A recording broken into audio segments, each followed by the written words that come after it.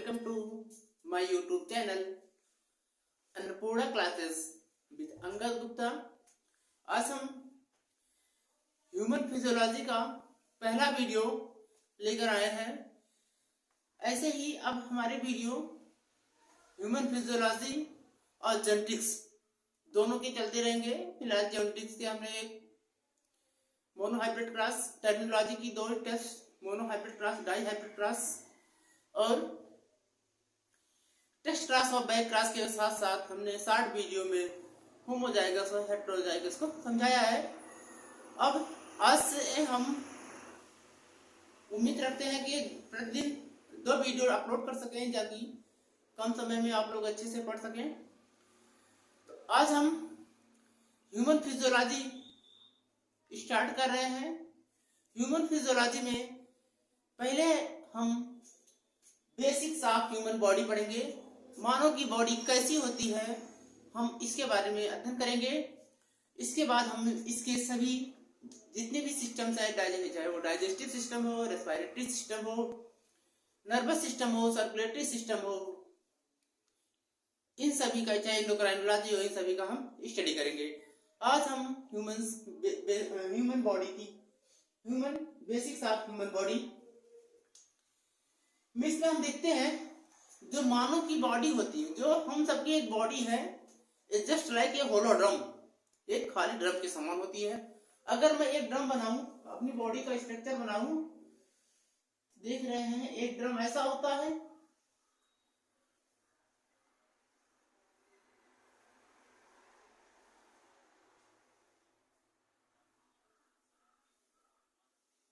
एक ड्रम कुछ ऐसा ही होता है। हमारी बॉडी सेम ऐसे ही होती है। अंदर से पूरा एक होलो ड्रम की तरह होता है, खाली ड्रम की तरह होता है। यहाँ पे अगर हम हाथ बना दें,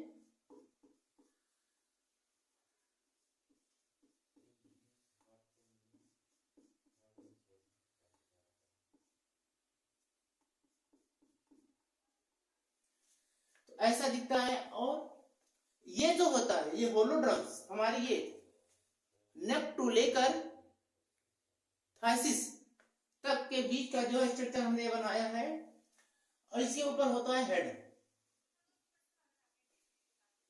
ठीक है, ये जो होलो बॉडी होती है 2 हिस्सों में डिवाइड होती है। उस एक वह हिस्सा जो डिवाइड करता है इस पूरी होल ड्रम को 2 हिस्सों में, उसको डायाफ्राम बोलते हैं। ये है डायाफ्राम।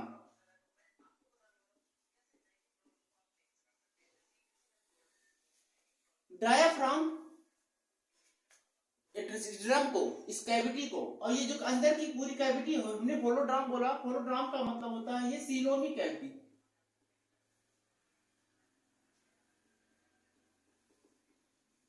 इसी सीलोमी कैविटी में हमारे सभी ऑर्गन्स प्रेजेंट होते हैं। ये चाहे हो हमारा रेस्पिरेटरी सिस्टम हो, चाहे डाइजेस्टिव सिस्टम हो, सभी इसी, चाहे वो रिप्रोडक्टिव सिस्टम हो, सभी इसी होलोड्रम के अंदर प्रेजेंट होते हैं। डायाफ्राम जो इस कैविटी को, जैसे सीलोमिक कैविटी को 2 हिस्सों में डिवाइड कर रहा है। अपर को बोलते हैं थोरैसिक कैविटी, और लोअर हिस्से को बोलते हैं abdominal cavity. Abdominal cavity, thoracic cavity में हमारा लंग्स होता है, और इसी के लंग्स, दोनों लंग्स के बीच में प्रेजेंट होता है हमारा सर्कुलेटरी सिस्टम। जिस सर्कुलेटरी सिस्टम में हमारे ब्लड, हार्ट आते हैं, हार्ट होता है। और एब्डोमिनल कैविटी में हमारा होता है डाइजेस्टिव सिस्टम।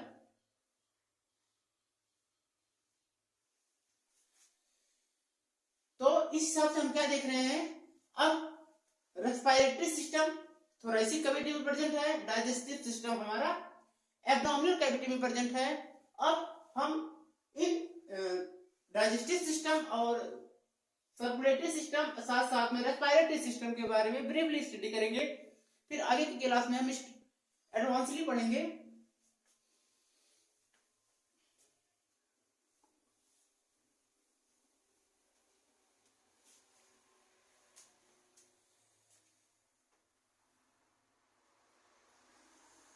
Digestion.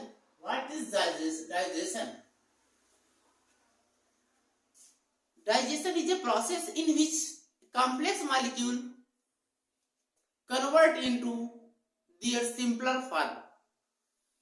दूसरे शब्दों में हम कह सकते हैं कि कॉम्प्लेक्स अणुओं का सिंपलर फॉर्म में चेंज होना ही डाइजेशन कहलाता है।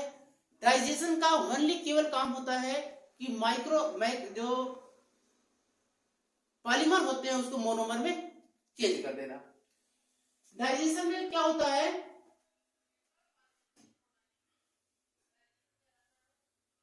जो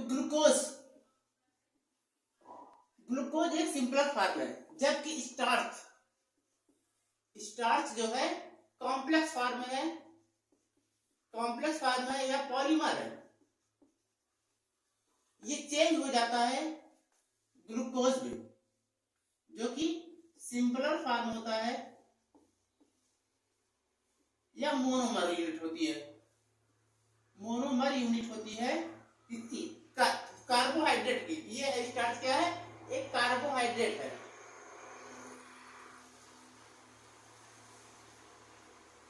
अब ये इसका क्या काम होता है, अब क्या देखेंगे, स्टार्च ग्लूकोज में चेंज कैसे हो रहा है। इसके लिए डाइजेस्टिव सिस्टम रिस्पॉन्सिबल होता है। डाइजेशन का जो वर्क करता है डाइजेस्टिव सिस्टम, हमारा जो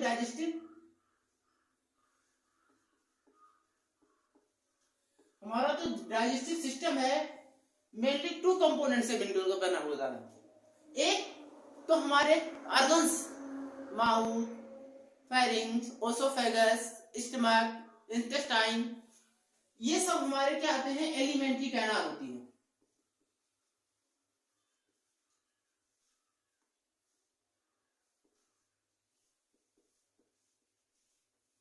उसके साथ साथ होती है एसोसिएटेड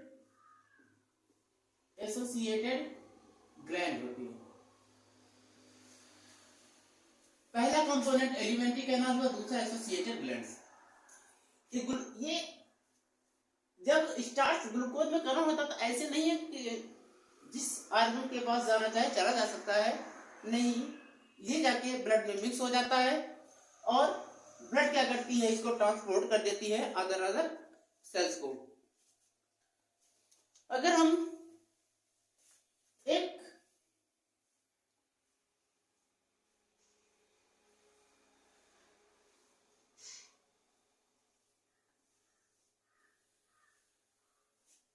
डाइजेस्टिव सिस्टम का स्ट्रक्चर देखें तो ये माउथ है। माउथ जो कि ओपनिंग पार्ट्स है, लिप्स द्वारा ओपनिंग होती है, ये है माउथ। ये है बक्कल कैविटी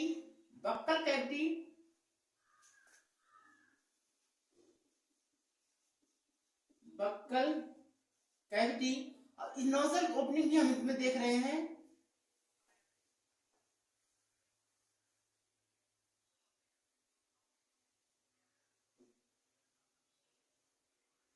यहाँ पर क्या देख रहे हैं, जो फेरिंग्स जो हिस्सा है, ये डाइजेस्टिव सिस्टम और रेस्पिरेटरी सिस्टम का कॉमन पाथवे होता है। फिर यहाँ पर क्योंकि यहाँ पे देख रहे हैं कि भोजन इसी के थ्रू यहाँ पर आ रहा है और यहाँ से थ्रू एयर भी आ रही है, दोनों मिक्सअप हो रहे हैं। और यहाँ पे क्या देख रहे हैं, ये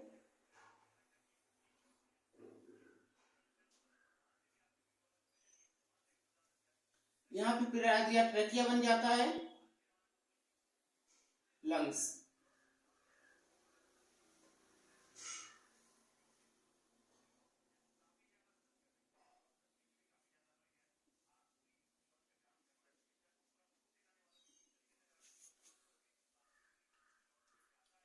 क्या देख रहे हैं, और ये तो रेस्पिरेटरी सिस्टम बना, और ये जो फ्रंट में तो हमारी ट्रेकिया जाती है, उसके बैक ब्लड रीजन से एयर एलिमेंट्री कैनाल जाती है। ए एलिमेंट्री कैनाल स्टमक में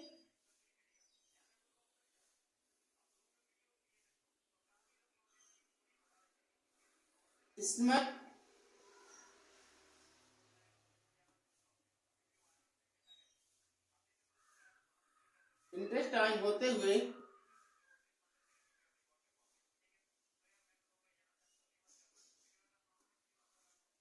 लास्ट में एक ओपनिंग होती है जिसको बोलते हैं एनस। ये है एनस। एनस में जाके जो मेटाबॉलिक वेस्टेज होते हैं वो एनस के थ्रू स्क्रीट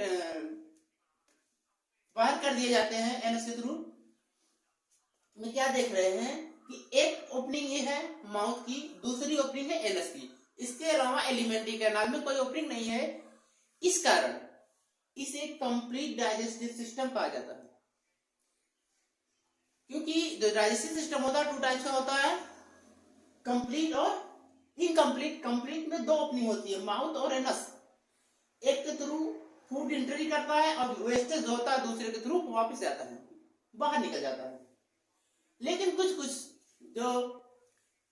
कुछ इनवर्टिब्रेट्स होते हैं, जो इनवर्टिब्रेट्स होते हैं उनमें जो होती है सिंगल ओपनिंग होती है। जैसे एग्जांपल के रूप में हम ले रहे हैं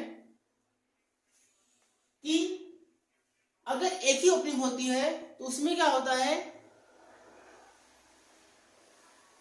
उसी के थ्रू भोजन इंटर भी कर रहा है और उसी के थ्रू भोजन जो मेटाबॉलिक वेस्ट है वो निकल भी रहा है।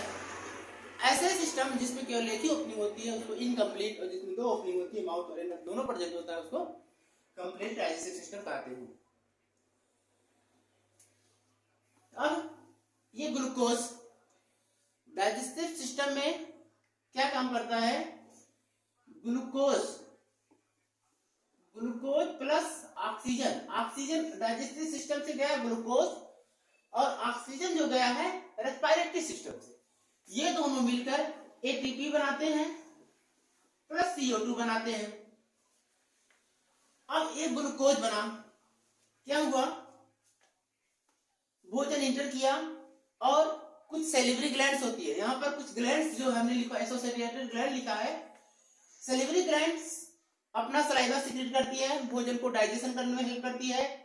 बाइल सिक्रीट होता है लीवर द्वारा, वो भी जो स्टोर होता है गॉल ब्लैडर में, वो भी डाइजेशन में हेल्प करता है। पैंक्रियाटिक जूस जो होते हैं वो भी डाइजेशन में हेल्प करते हैं। इन सब प्रक्रियाओं के बाद जो एनर्जी होती है, जो ग्लूकोज होता है, वो ब्लड में मिक्स हो जाता है। अगर हम एक एग्जांपल करें, ये सेल है, यहाँ पे ब्लड वेसल्स है। अब यहाँ से पाचन हुआ, क्योंकि इंटेस्टाइन में ही डाइजेशन होता है। इंटेस्टाइन का जो विलाई रीजन होता है वहीं पे डाइजेशन होता है, इससे एब्जॉर्प्शन होता है। जो ग्लूकोज होता है एब्जॉर्ब होकर चला जाता है ब्लड में। ये ब्लड वेसल्स है, ये सेल्स है। ये कहाँ गया, यहाँ पर ग्लूकोज गया और इसी ट्रेकिया के माध्यम से, श्वास नली के माध्यम से एयर भी, क्योंकि यहाँ पर ढेर सारी एयर जो होती है आपके ब्लड में मिक्स हो जाती है। ऑक्सीजन भी क्या होता है आपके ब्लड में मिक्स हो जाता है। जबकि ये रिटर्न क्या करता है, जो वेस्टेज होता है, जो CO2 को रिटर्न कर देता है, CO2 को सेल में डाल देता है। अब CO2 रिमूव हो गया और एनर्जी हमको मिल गई, सेल क्या हुआ, सफिशिएंट हो गया, सेल को एनर्जी मिल गई। अब इसके बाद क्या देखेंगे, डाइजेस्टिव सिस्टम के बाद रेस्पिरेटरी सिस्टम। रेस्पिरेटरी सिस्टम में आपने देखा कि 2 लंग्स होते हैं, ट्रेकिया होती है, ट्रेकियोल्स होते हैं और नोजल ओपनिंग होती है जिसके थ्रू एयर इंटर करता है। इसके बाद सर्कुलेटरी सिस्टम में जो देखेंगे,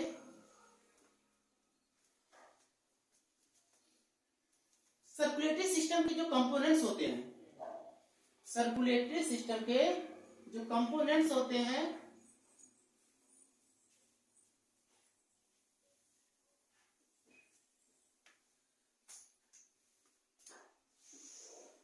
सर्कुलेटरी सिस्टम के अंतर्गत हार्ट आता है, वेन्स आती है, आर्टरी आती है,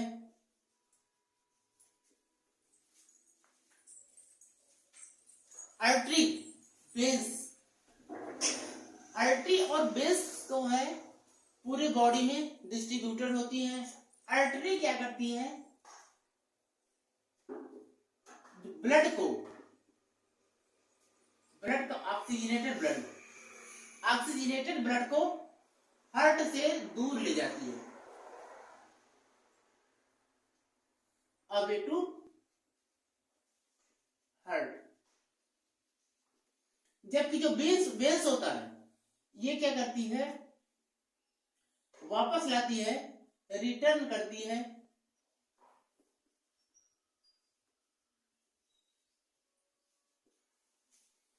हार्ट में। आप दिया है जो डीऑक्सीजनेटेड ब्लड वेंस के थ्रू हार्ट में जाता है, जबकि ऑक्सीजनेटेड ब्लड आर्टरी के थ्रू ऑर्गन्स को जाते हैं, सभी ऑर्गन्स को। हार्ट में उसके बाद हार्ट का अगर स्ट्रक्चर देखते हैं,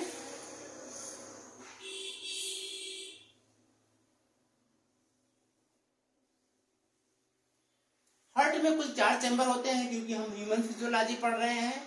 हार्ट में कुल 4 चैम्बर होते हैं। हम मानो हार्ट में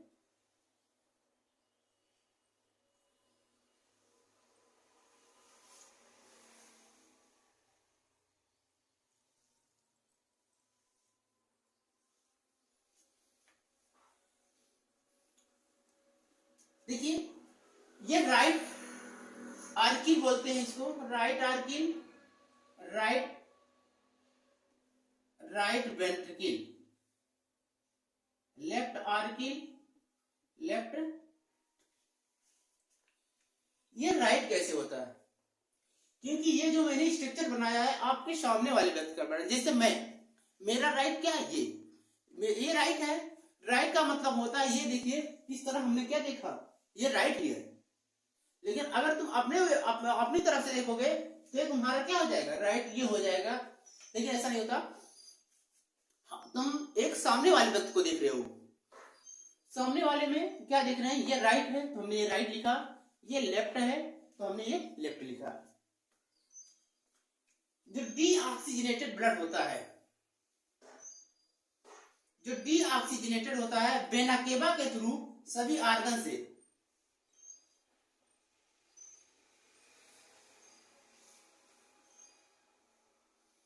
सभी ऑर्गन से डीऑक्सीजनेटेड ब्लड कलेक्ट होकर, हमने यही बताया, वेन से रिटर्न टू हार्ट। सभी डीऑक्सीजनेटेड ब्लड जो होती है हार्ट में आती है, राइट आर्किल को आती है। राइट आर्किल पुश करता है, कंप्रेस होता है, तो यहाँ का जो जितना ब्लड होता है, ये जो सभी मोटी आर्टरी बन रही है जो डीऑक्सीजनेटेड ब्लड को हार्ट तक पहुंचा रही है, उसको बोलते हैं वेना केवा।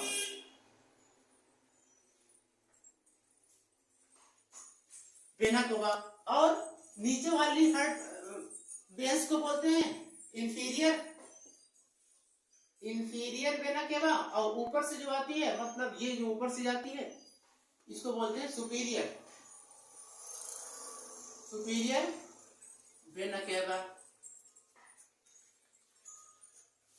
जो ब्लड है डीऑक्सीजनेटेड ब्लड राइट एट्रियम से गया, राइट एट्रियम से पुश हुआ, राइट वेंट्रिकल की तरफ गया, क्योंकि यहाँ पर वाल्व होते हैं। तो अगर एक बार ब्लड इसमें आ गया तो ये वाल्व क्लोज हो जाने की वजह से ये ब्लड यहाँ राइट ऑर्किल की तरफ ना जाकर ये जाते हैं लंग्स के पास। ये है लंग्स।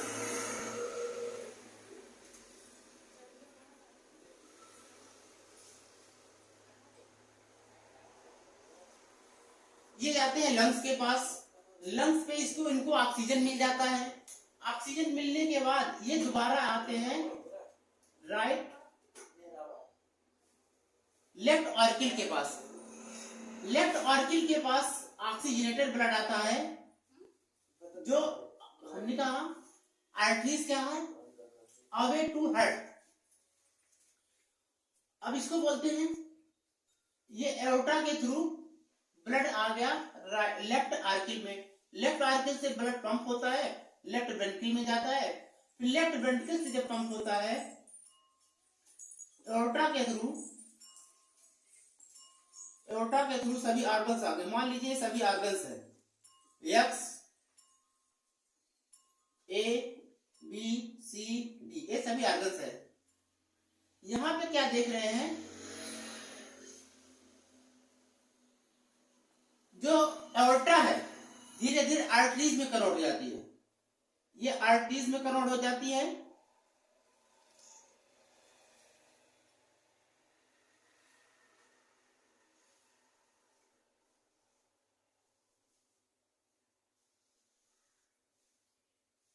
धीरे धीरे आर्टरीज में कन्वर्ट हो गई, यहाँ का ब्लड आई। अब ये जो आर्टरीज है, सभी ये जो सेल्स है, जो ऑर्गन्स है, इन सभी को आर्टरीज के रूप में ऑक्सीजन प्रोवाइड नहीं कर सकती। इसके लिए क्या करती है, यहाँ और पतले पतले थिन स्ट्रक्चर में बदल जाती है, यही कैपिलरीज आर्टरीज, ये एओर्टा में कन्वर्ट हो जाती है। एओर्टा, ये एओर्टा के थ्रू कैपिलरीज यहां से, फिर इसके बाद सभी डीऑक्सीजनेटेड ब्लड में ऑक्सीजन सेल को मिल जाता है।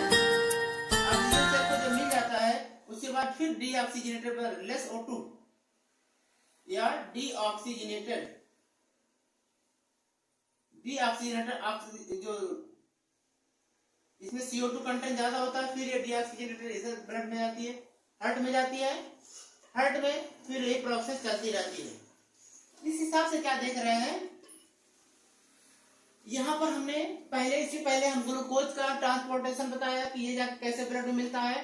फिर अब हमने बताया ऑक्सीजन कैसे सभी सेल्स को मिलती है। फिर डीऑक्सीजनेटेड ब्लड लंग हार्ट को जाता है, हार्ट फिर लंग्स से बह जाता है ऑक्सीजनेटेड होने के लिए, फिर दोबारा लेफ्ट आर्किल में आता है।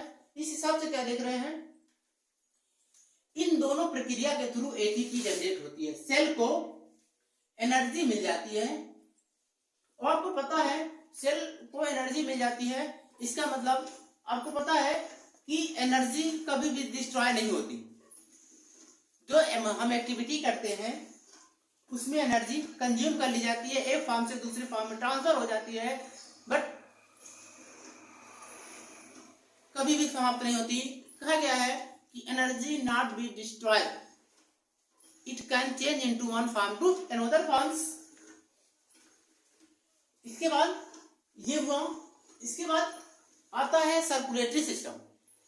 सर्कुलेटरी सिस्टम में देखिए, आपने देखा कि क्या है, ब्लड के माध्यम से सर्कुलेशन का में जो हेल्प करती है ब्लड के माध्यम से जो पूरा न्यूट्रिएंट्स है, चाहे ग्लूकोज हो चाहे ऑक्सीजन हो, पूरी बॉडी को पहुंच जाता है।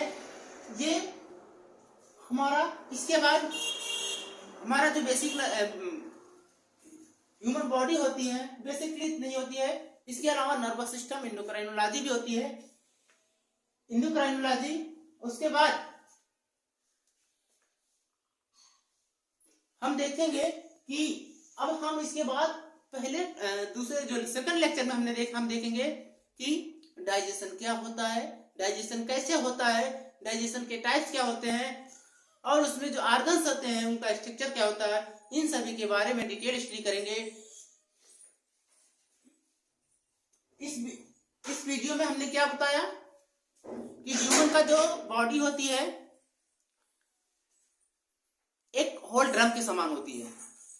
एक होल ड्रम होता है, उसको दो हिस्सों में डिवाइड कर दिया जाता है। जो डिवाइड करता है उसको डायफ्राम बोला जाता है। डायफ्राम के अपर साइड को थोरेसिक कैविटी या थोरेसिक सीलोम बोलते हैं, जबकि लोअर साइड को एब्डोमिनल कैविटी या एब्डोमिनल सीलोम बोलते हैं।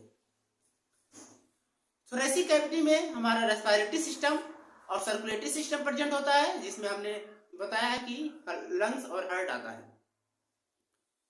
जबकि एब्डोमिनल कैविटी में होता है हमारा डाइजेस्टिव सिस्टम। इसके अलावा ये जो थाई रीजन पे होता है एक पेल्विक कैविटी भी होती है। इसके अलावा एक पेल्विक कैविटी भी होती है, जिसमें हमारा सभी रिप्रोडक्टिव ऑर्गन्स होते हैं, जिससे गैमेट्स का प्रोडक्शन होता है और फर्टिलाइजेशन की प्रोसेस होती है। तो इस हिसाब से देखेंगे हमारी बॉडी सिलोमिक है। Thank you.